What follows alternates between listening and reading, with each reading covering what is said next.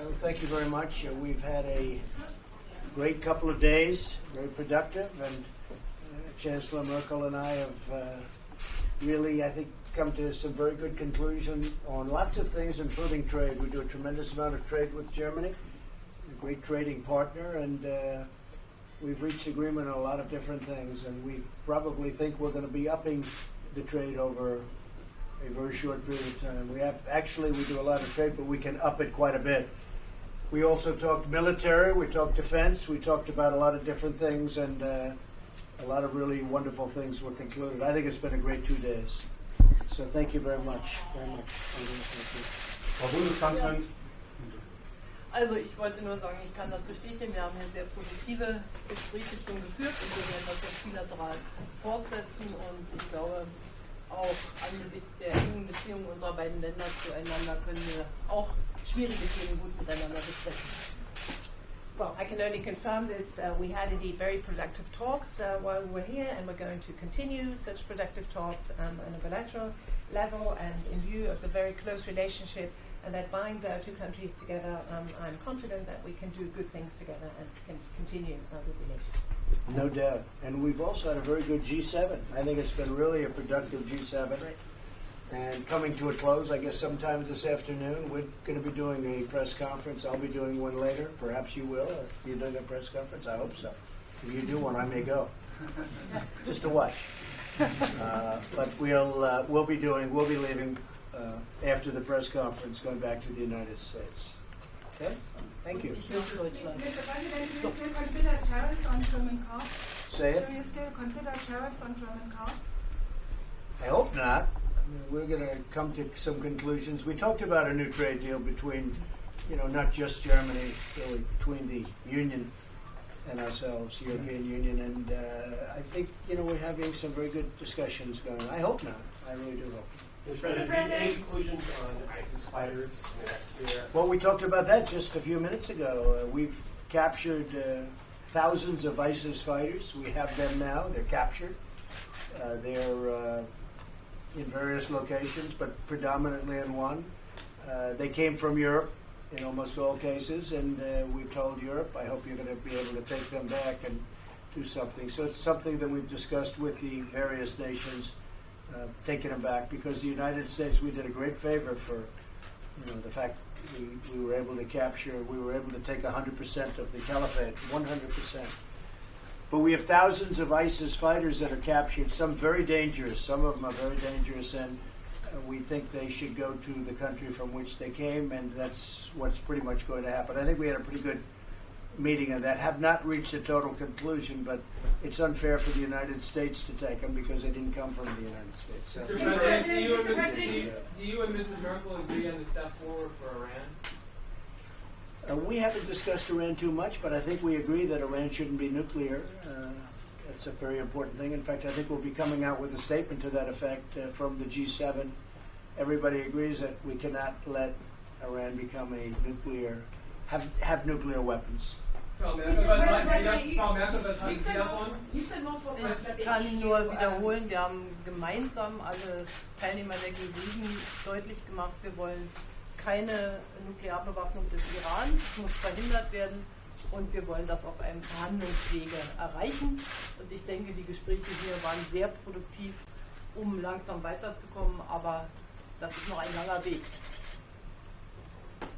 Well, I can only repeat that we together, that is to say all of the G7 members have said that we want to prevent any kind of nuclear weapons for Iran. That's something that we want to prevent. We said we want to achieve that through negotiations. We had very productive talks on this issue as well, but it is obviously still moving as an issue, and it is slowly moving forward, but there's still a long way to go.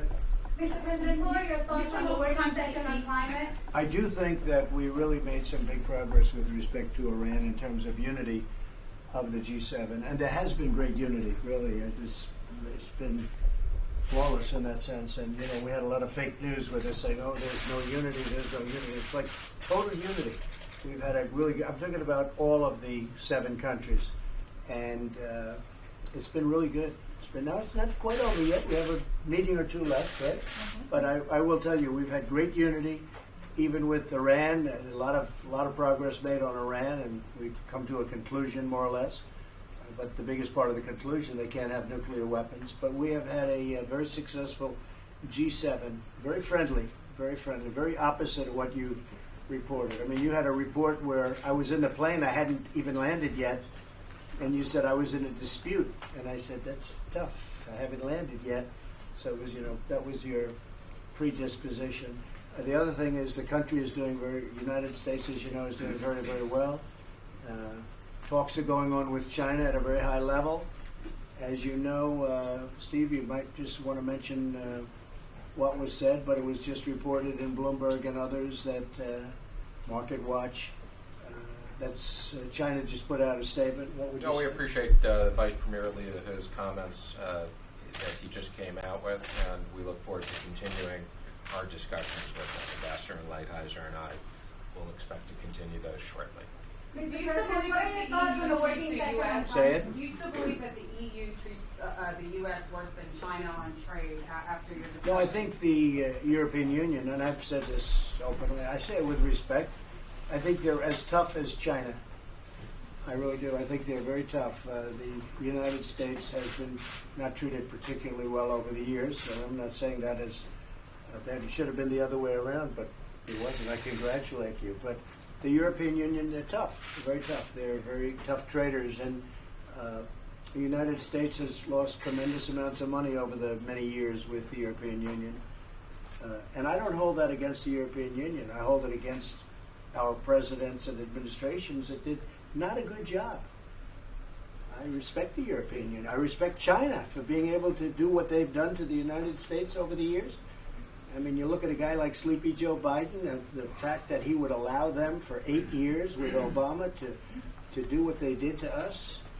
This should have happened. What I'm doing with China should have happened 25 years ago. Not just President Obama. I mean, many presidents. You go back with Bush and Clinton. I mean, many presidents should have done something about this. They're taking out hundreds of billions of dollars a year. Intellectual property theft by the billions and billions and billions. It's not right. Somebody should have done it. And I'm not blaming China. I'm blaming our representatives and leadership for doing a bad job. Wir wollen jedenfalls auch jetzt gleich darüber sprechen, dass wir möglichst schnell zwischen der EU und den Vereinigten Staaten von Amerika auch in vertiefte Gespräche kommen, denn wir haben ein großes Interesse daran, dass unser Handel intensiviert wird, und ich glaube, wir können auch Lösungen finden. Deutschland setzt sich jedenfalls im Rahmen der EU sehr dafür ein. This doesn't sound good.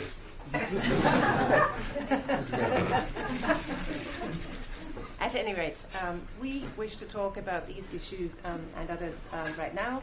And we've said we want to come as quickly as possible to an agreement between the European Union and the United States, enhanced talks, because this is obviously of very great interest also to us to enhance the trade relations between the European Union and the United States. And we said we want to bring this as quickly as possible to a successful solution. At any rate, Germany is going to work resolutely for this within the European Union. Great. Well, as you know, we made a very big deal yesterday with Japan. That's a tremendous deal with Prime Minister Abe. And we hope to have a deal with the European Union, too.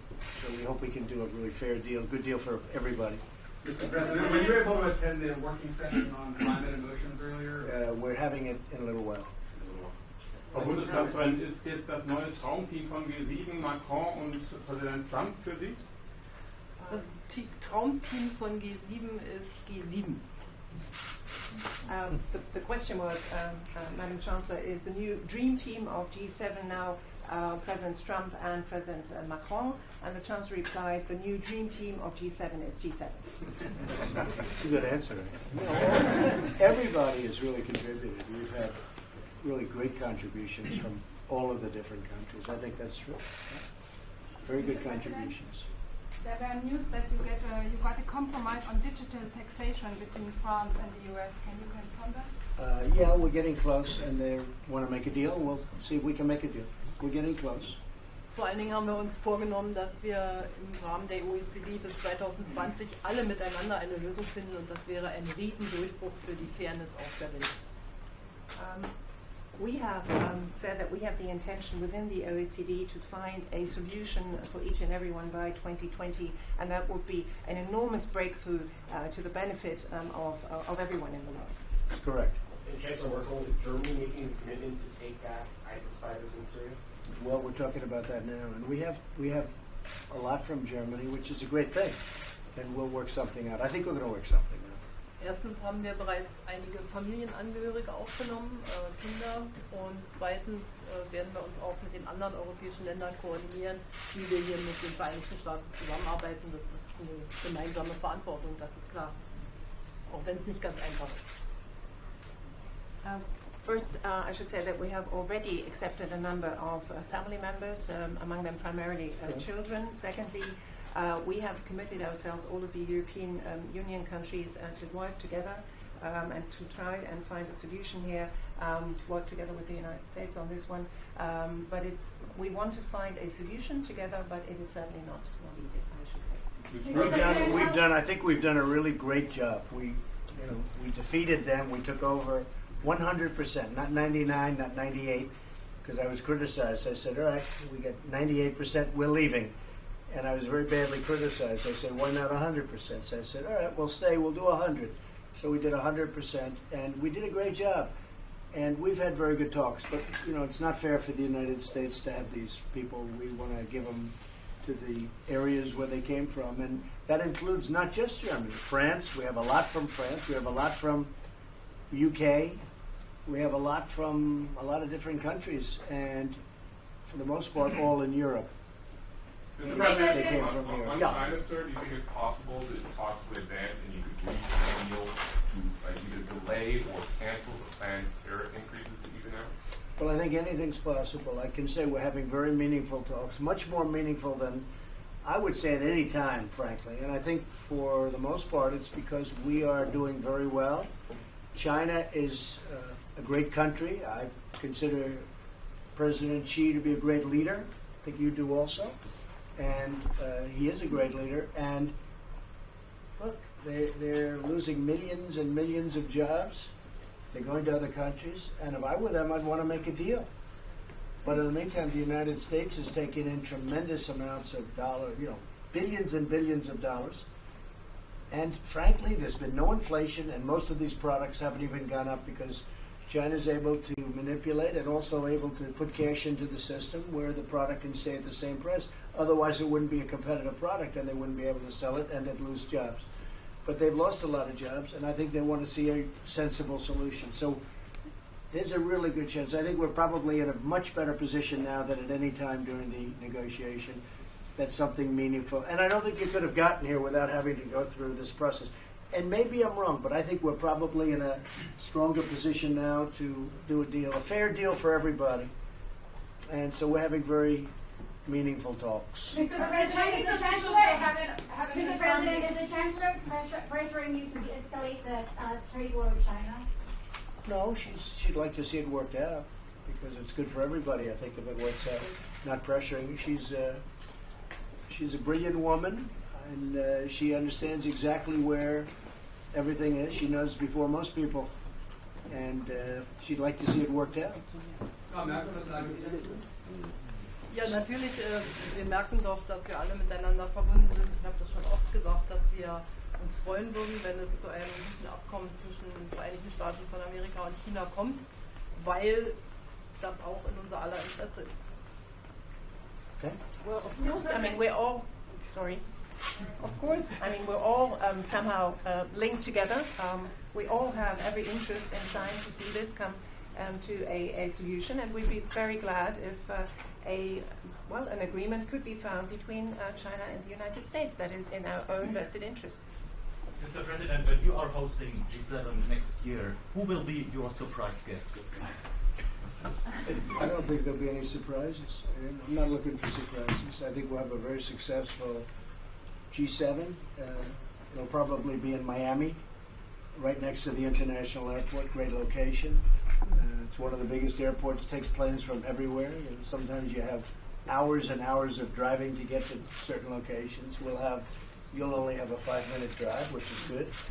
You land in Miami International Airport, and so we think we're going to have a very successful one, and we can learn from what took place here, because I think they did a really great job, even architecturally, the way the rooms were set up and designed, and I think they really did. We got some good ideas from this G7, but there won't be any surprises. No.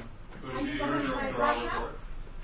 Well, we'll see. I think that Russia, we had a talk, and no vote or anything, but we had a talk about Russia. My inclination is to say yes. Some people disagree with me, some people don't. There are people that agree with me 100%, but there are some that don't. So we did have a discussion about Russia. We'll see. I think it's advantageous, but other people don't necessarily agree. Maybe at this time, I think I could say. Maybe at this time, without being specific. But we'll see what happens. President, you expect to host at the Bilateral golf course, the G7? Yeah, it's seeming to set up the best. It's close to the. We haven't made a final decision, but it's right next to the airport, right there. Meaning, a few minutes away. It's a great place. It's got tremendous acreage, many hundreds of acres, so we can handle whatever happens. It's really, people are really liking it. Plus, it has buildings that have 50 to 70 units in them, so each delegation can have its own building. So you'd have the 7 various delegations. They could have their own building. So it's a lot of, and they could have buildings for the press. It's very big, great conference facility. So we're thinking about it. They love the location of the hotel, and they also like the fact that it's right next to the airport for convenience. And it's Miami, Doral, Miami. So it's a great area. Chancellor, can you say something on Russia? We haven't found anything that could even come close to competing with it, especially when you look at the location being right next to the airport. Because so many places are so far away, the drive is so long, and you need helicopters, you need all sorts of things. This is something you can be there in literally a matter of minutes after you land. So I think they will appreciate that. Chancellor, can you give us your views on Russia? Wir werden sicherlich gleich darüber sprechen, ob wir eine Chance haben, mit dem neuen ukrainischen Präsidenten und dem russischen Präsidenten beim Minsk-Abkommen voranzukommen. Wir haben kleine Fortschritte jetzt schon gemacht mit Präsident Zelensky, und dann werden wir bewerten, wie weit wir in den nächsten Monaten kommen. Ich habe ein großes Interesse daran, dass wir die Probleme gelöst bekommen. Es gibt genug Probleme auf der Welt, die noch zu lösen sind.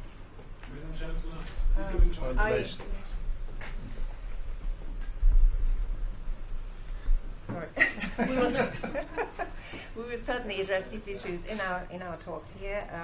I want to see talks held between and a solution between the Ukrainian President, Mr. Zelensky, the new Ukrainian President, and the Russian President. We wish to see progress made on the Minsk agreement. We've already made, as we saw, small progress with President Zelensky, and I think we have to try and bring this forward in the next few months to come. I, at any rate, have every interest in bringing about a solution to this. It is a big problem, and we have enough problems in the world as it is, so I think we ought to make progress on this one. Mr. President, the G7 is about to lose its only female leader. Are you concerned that the world isn't doing enough to promote female leaders around the world? I'm still here. She may surprise you. She may be here a long time. I know her well. I don't know that you're right about that. I don't know that you're right about that at all. Mr. President, speaking on female leaders, are you signing on to any of the gender equality initiatives and also the African Partnership initiative? Well, we're looking at it very carefully. We had some very good meetings on that, yes. Very, very good meetings.